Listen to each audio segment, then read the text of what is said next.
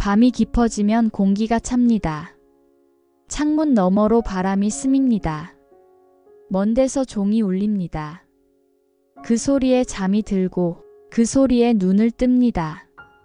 1917년 겨울 용정의 밤. 눈발이 서늘히 흩어지고 언 땅이 발자국을 받습니다. 한 아이가 태어납니다. 이름은 윤동주. 아직 아무 말도 하지 못하는, 그러나 울음으로 밤을 가르는 아이. 이 이야기는 한 사람을 따릅니다. 실을 붙든 사람. 어둠 속 언어를 지키려 한 사람. 과장 없이 조용히 걷는 발자국. 그가 남긴 숨의 온도를 따라갑니다. 용정은 국경 너머 작은 마을. 조선 사람들이 모여 살고 교회와 학교가 있었습니다. 그는 그곳에서 자랐습니다. 명동촌의 낮은 지붕들, 서로의 이름을 아는 얼굴들. 집안은 신앙을 품고 살았습니다. 어른들은 낮은 기도로 버텼습니다. 소녀는 예배당에서 노래했고 교실에서 글을 배웠습니다. 책장을 넘기며 컸습니다. 말을 배우고 사람을 배우고 세상의 모서리를 배웠습니다. 그는 조용한 아이였습니다. 형제들과 어깨를 맞대고 사촌 송몽규와 자주 걸었습니다. 같은 하늘을 올려다보며 같은 질문을 품었습니다. 우리는 누구인가? 우리는 어디로 가는가? 1931년 14살의 봄. 은진중학교에 들어갑니다. 그곳에서 시를 읽기 시작합니다. 조선어의 시, 일본어의 시. 말은 달라도 마음은 닿았습니다. 외로움과 그리움, 부끄러움. 그는 단어들을 천천히 익혔습니다. 밤이면 창밖을 오래 봤습니다. 별이 많았습니다. 별 하나의 추억, 별 하나의 사랑, 별 하나의 쓸쓸함. 아직 시를 쓰지 못했지만 마음은 이미 시였습니다. 언어는 그를 기다리고 있었습니다. 소녀는 질문으로 자랐습니다. 어른들은 낮은 목소리로 말했습니다. 독립과 미래, 잃어버린 땅의 이름들. 그는 다 이해하지 못했지만 무언가 중요한 것임을 알았습니다. 예배당에서 말씀을 들었습니다. 정의와 사랑, 그리고 희생. 소녀는 그 단어들을 외웠습니다. 찬송을 부르면 가슴이 데워졌습니다. 무언가를 믿고 싶었습니다. 무언가를 향해 걷고 싶었습니다. 그러나 세상은 더 어두워졌습니다. 집에는 거칠어지고 감시는 더 촘촘해졌습니다. 조선어는 막히고 신사참배가 강요됐습니다. 어른들의 얼굴이 굳었습니다. 소녀는 알았습니다. 무언가 크게 잘못되었다는 것을. 1938년 21살의 봄. 그는 경성으로 옵니다. 연희 전문, 문과 입학. 언덕 위 교정에 서면 봄엔 벚꽃이 부서지고 가을엔 은행잎이 흩어졌습니다. 그곳에서 친구들을 만났습니다. 정병욱, 강처중, 김상훈. 함께 시를 읽고 또 썼습니다. 교정을 걷다 멈춰 서서 무엇이 좋은 시인지, 무엇이 진실인지 묻곤 했습니다.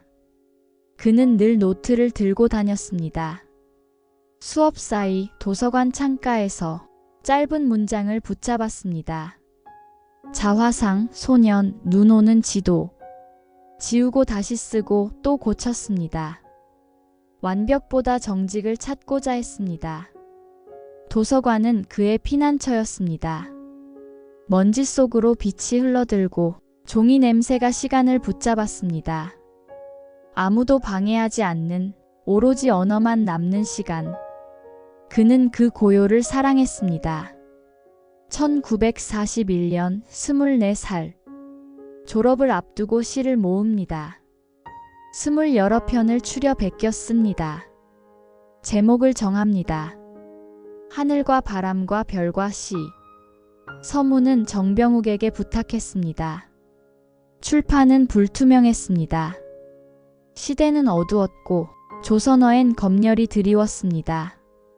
그래도 그는 묶었습니다.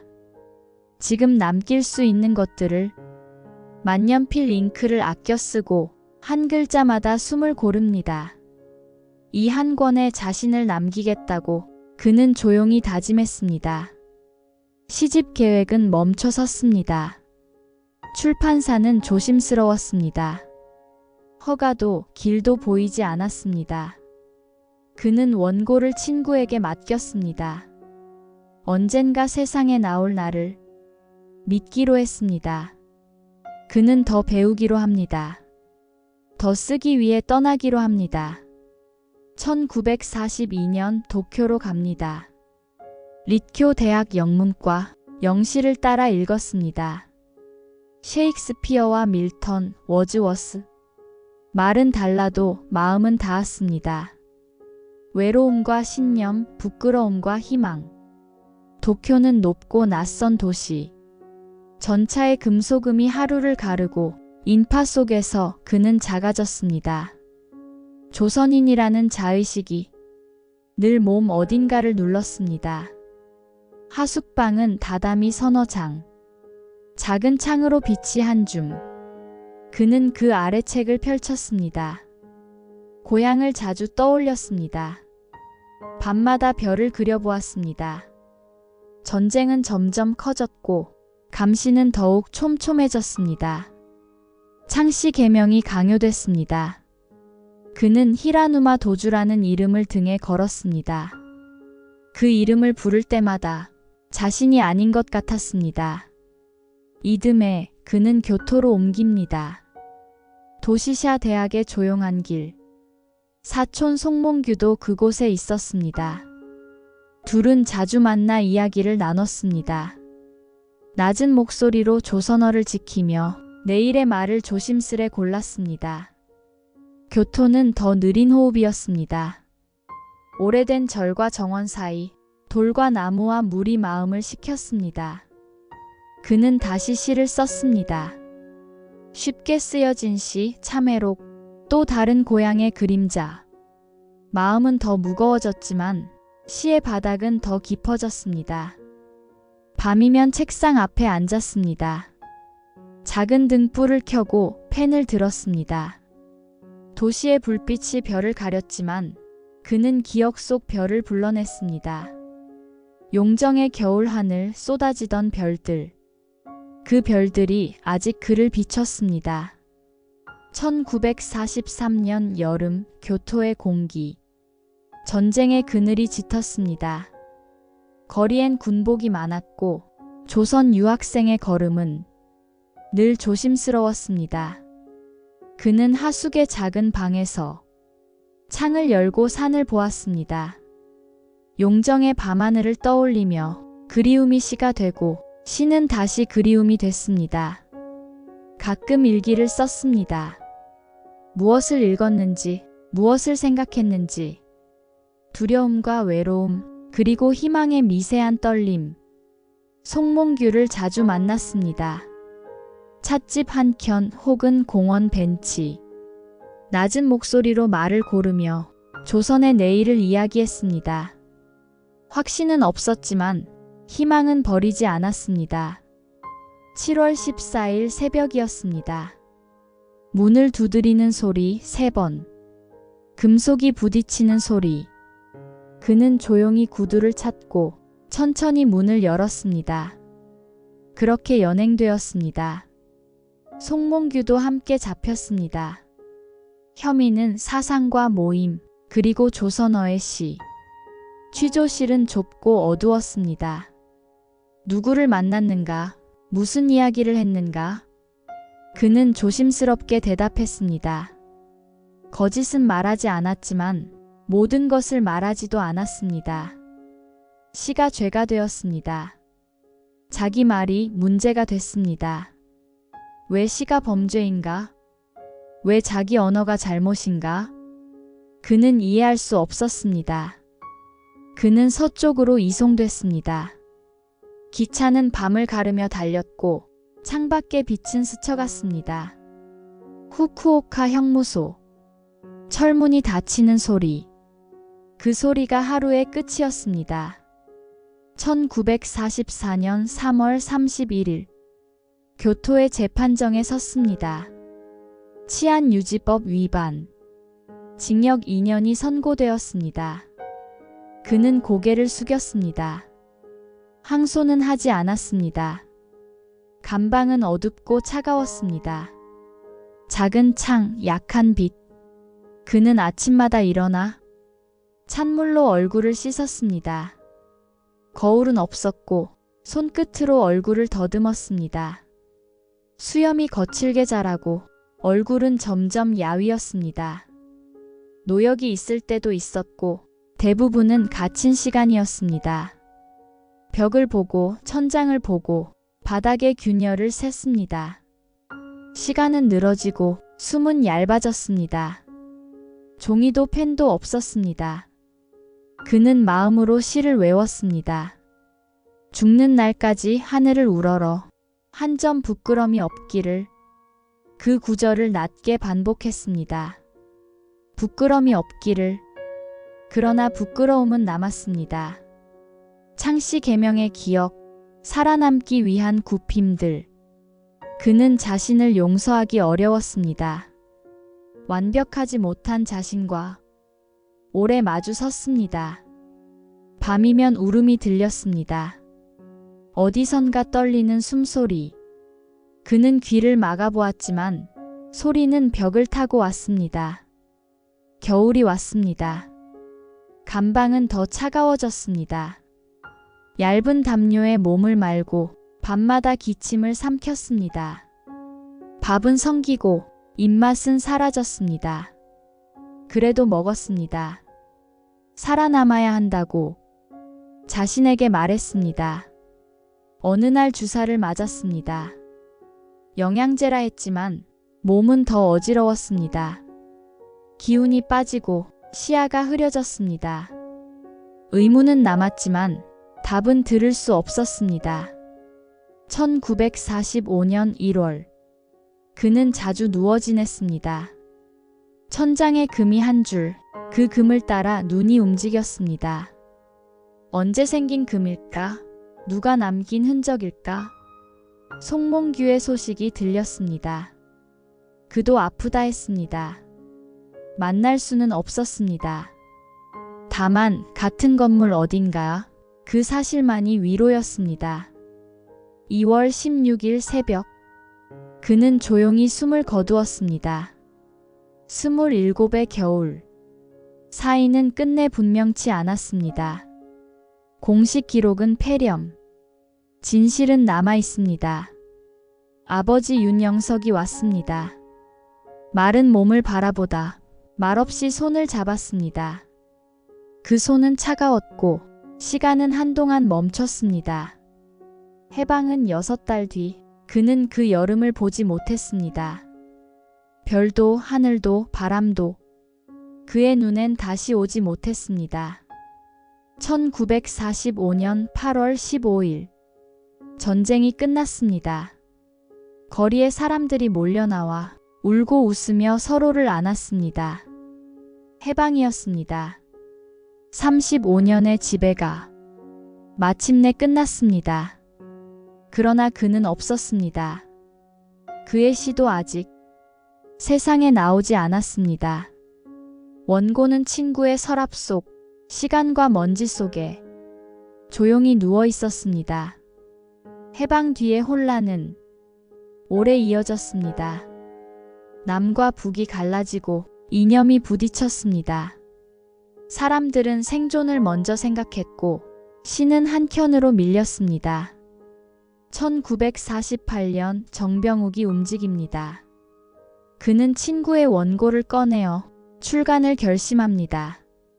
작은 인쇄소의 잉크 냄새, 얇은 책등이 조용히 묶여갑니다. 바랜 종이 위에 또렷한 손글씨, 한 글자 한 글자에 남은 숨이 담겨 있었습니다.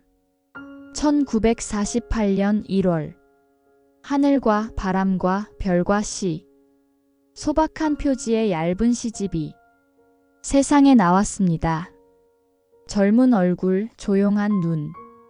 안경 너머의 시선이 표지 사진에 남았습니다. 시집은 천천히 읽혔습니다. 먼저 문학을 하는 이들이, 연희 전문의 친구들이 읽었습니다. 곧 소문은 번졌고 문학 청년과 학생들이 책장을 넘기기 시작했습니다. 서시가 가장 먼저 퍼졌습니다. 죽는 날까지 하늘을 우러러 한 점 부끄럼이 없기를. 사람들은 그 구절을 외우고 낮게 따라 읊조렸습니다. 혼란의 시기에 꼭 필요한 짧고 맑은 다짐이었습니다. 별 해는 밤도 사랑받았습니다. 별 하나에 붙는 이름들, 추억과 사랑과 쓸쓸함. 사람들은 제 별을 떠올렸습니다. 잃은 얼굴, 흩어진 가족, 멀어진 고향의 불빛들을 쉽게 쓰여진 시에는 부끄러움이 흘렀습니다. 육첩방은 남의 나라. 살아남기 위해 굽힌 기억들. 창씨 개명, 일본어의 밤. 사람들은 그 마음을 자기 이야기처럼 이해했습니다. 1950년대에 접어들며 시집은 여러 번 다시 찍혔습니다. 더 많은 독자가 생겼고 학교와 방송에서 그의 시가 낭송되었습니다. 수식어가 붙었습니다. 저항의 시인, 민족의 시인. 그러나 그는 그저 정직한 시를 원했을 것입니다. 신촌의 가을 어느 날 교정 어딘가에 시비가 섰습니다. 서시에 한 줄이 새겨지고 단풍이 글자를 스쳤습니다. 학생들은 그 앞에서 조용히 사진을 남겼습니다. 1980년대 거리의 함성 속에 윤동주의 시가 낭송되었습니다. 서시, 십자가, 참회록. 시는 저항의 언어가 되었습니다. 그러나 그는 무엇보다 자신의 내면을 썼습니다. 부끄러움과 슬픔과 그래도 남은 희망을. 1990년대 일본에서 관련 기록이 더 알려졌습니다. 후쿠오카 형무소의 자료들, 사망 경위를 둘러싼 논쟁, 주사와 의료 실험 의혹이 거듭 제기되었습니다. 확증은 없었습니다. 그러나 의문은 남았습니다. 같은 시기 두 사람의 죽음, 급격히 나빠진 건강 상태. 사람들은 분노했고 더 크게는 슬퍼했습니다. 그가 쓰지 못한 시들을, 살았더라면 남겼을 문장들을 긴 시간 떠올렸습니다. 2000년대에도 시집은 팔렸고 새로운 세대가 읽었습니다. 완벽하지 못한 자신을, 흔들리는 마음을 알았기에 짧은 구절들을 접어두고 화면과 공책에 옮겨 적었습니다. 그의 언어는 시대를 건넜습니다. 1940년대의 목소리가 2000년대의 마음에도 닿았습니다. 시대가 달라도 사람의 마음은 비슷했기 때문입니다. 부끄러움과 그리움, 희망과 슬픔. 그는 혁명을 쓰지 않았습니다. 구호를 외치지도 않았습니다. 다만 자기 마음을 정직하게 썼습니다. 진심은 시간을 건너 사람에게로 도착했습니다. 2010년대 무대와 스크린이 그를 다시 불러냈습니다. 연극과 영화가 만들어지고 배우들이 그의 시를 낭송했습니다. 관객들은 조용히 눈을 닦았습니다. 27의 짧은 생을 각자의 자리에서 떠올리며 출판사들은 여러 판본을 냈습니다.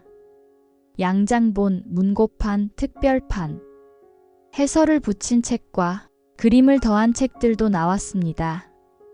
디자인은 달라졌지만 언어는 같았습니다. 여전히 같은 숨결, 같은 울림이 남아 있었습니다. 용정의 집은 오래되었습니다. 그가 태어난 집은 이제 조용한 기념관이 되었습니다. 한국에서도 중국에서도 일본에서도 사람들이 옵니다. 시인의 흔적을 더듬습니다.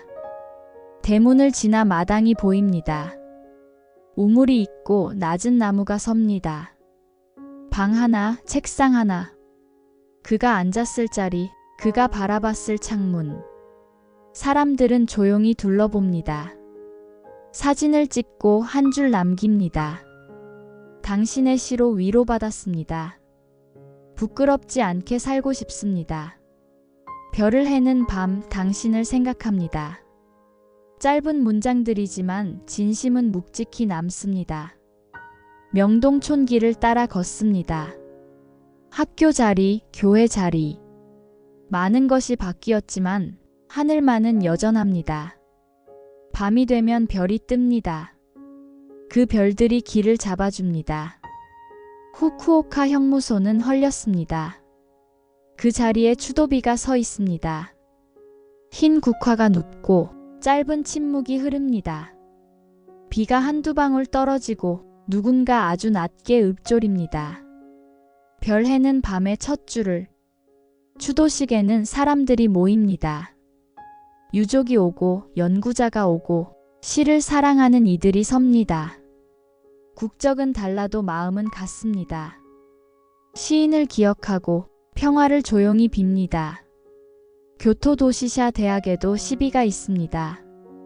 캠퍼스 한쪽, 학생들이 스쳐 지나갑니다. 어떤 이는 멈춰 서서 한 줄을 천천히 읽습니다. 별 하나의 추억과 별 하나의 사랑과. 그들은 제 별을 떠올립니다. 잃어버린 것과 다시 찾고 싶은 것들. 그의 시는 교과서에 실렸습니다. 교실에서 선생이 낭독하고 학생들이 따라 읽습니다. 누군가는 외우고 누군가는 옮겨 적습니다. 공책과 다이어리, 손바닥의 작은 칸에. 처음엔 숙제였지만 나중에는 문장이 됩니다. 시험이 끝난 뒤에도 삶의 어느 모퉁이에서 문득 떠오르는 한 줄. 죽는 날까지 하늘을 우러러 한 점 부끄럼이 없기를. 시는 노래가 되었습니다. 서시와 별 해는 밤, 십자가. 멜로디는 달라도 마음은 같은 곳을 가리켰습니다. 사람들은 그 노래를 들으며 조용히 눈을 닦았습니다. 시는 영화가 되었습니다. 2016년의 동주. 극장은 한동안 고요했고 관객은 스크린의 청년을 보며 끝까지 자리를 지켰습니다. 우정과 고뇌, 흔들리되 꺾이지 않는 얼굴. 시는 일상으로도 스며듭니다. 카페의 작은 액자, 서점의 얇은 시집, 누군가의 화면 속 한 줄. 쉽게 쓰여진 시라는 제목 앞에서 사람들은 제 삶을 돌아봅니다. 쉽게 지나친 말과 선택들. 그는 27에 떠났습니다. 짧은 생이었지만 남긴 것은 짧지 않습니다.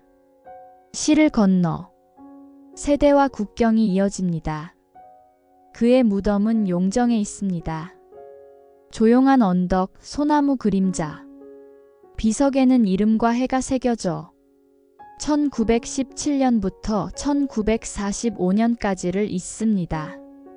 사람들은 꽃을 놓고 한 번 절한 뒤 한 줄을 낮게 낭독합니다. 그리고 돌아섭니다. 조금 달라진 마음으로. 그는 거창한 영웅이 아니었습니다. 그는 정직해지려 했고 부끄럽지 않으려 애썼습니다. 그 어려움을 알았던 사람. 그래서 그의 시가 닿습니다.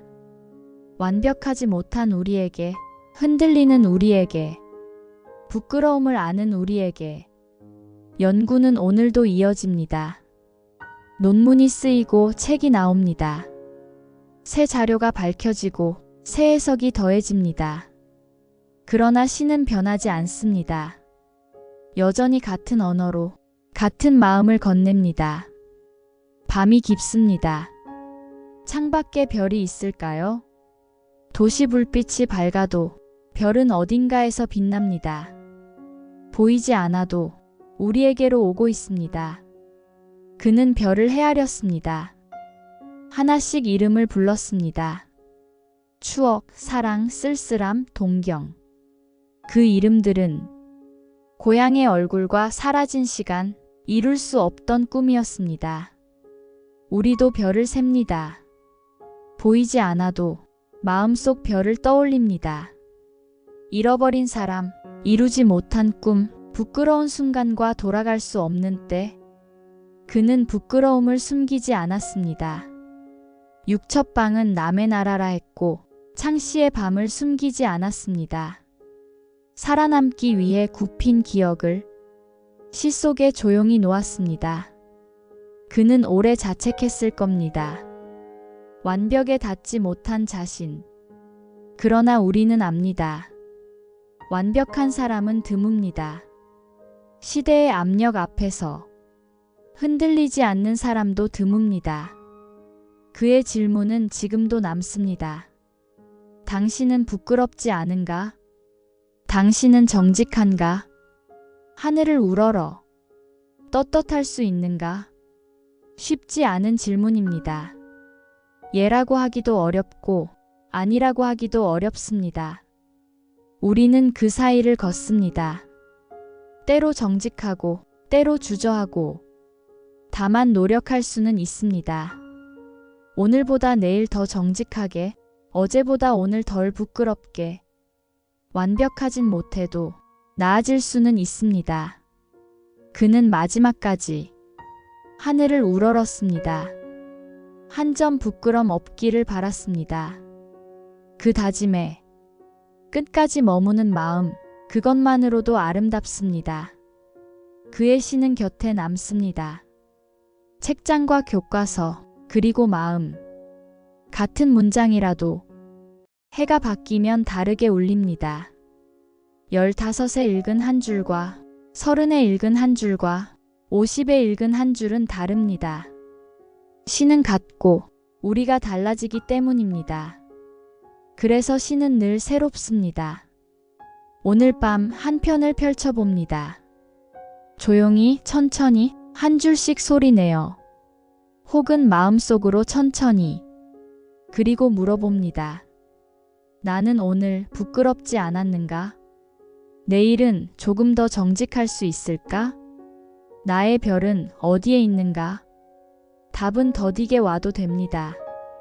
다만 질문을 오늘 놓지 않을 뿐입니다. 그는 답 대신 질문을 남겼습니다. 낮고 깊은 질문. 평생에 걸쳐 대답해야 할 질문. 그 질문과 함께 우리는 걸어갑니다. 오늘도 내일도 별을 헤아리며 부끄러움과 함께 그러나 희망을 놓지 않으며 밤은 깊어도 새벽은 옵니다.